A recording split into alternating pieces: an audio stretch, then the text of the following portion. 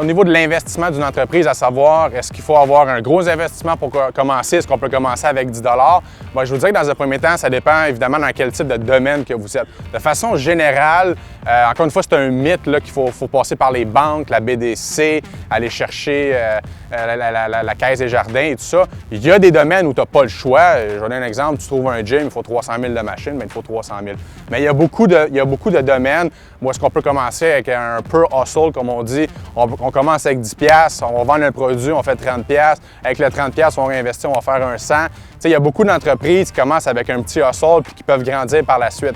T'sais, même un exemple, nous, avec Nutrition Fit Plus, les premiers temps, les premiers années, nous autres, on a commencé avec la distribution de viande, mais pour distribuer de la viande, je n'avais pas besoin nécessairement d'avoir des centaines de milliers de dollars d'investissement.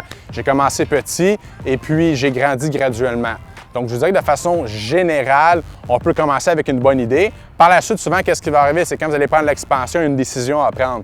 C'est de dire, bon, là, présentement, je fais quand même de la bonne argent, je suis content avec ce que je fais. Donc, est-ce que je reste là-dedans?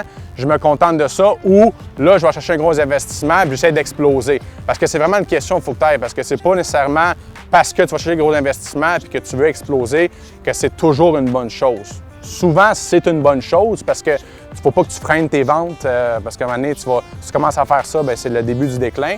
Mais tu as souvent une décision à prendre, à savoir est-ce que je reste ici ou je m'en vais gros. Et si je m'en vais gros, mais qu'est-ce que je fais? Bien, c'est sûr que là, il n'y a pas 36 000 solutions. Souvent, c'est du love money. Les parents, amis, famille, c'est qu'est-ce qu'on a dans le compte de banque qu'on a géré avec l'entreprise ou on passe soit, par exemple, la BDC, les banques, mais bon, souvent, sont un petit peu plus froids face à des entrepreneurs. Il faut souvent que tu laisses ta maison et tes enfants sur la table pour avoir un prêt.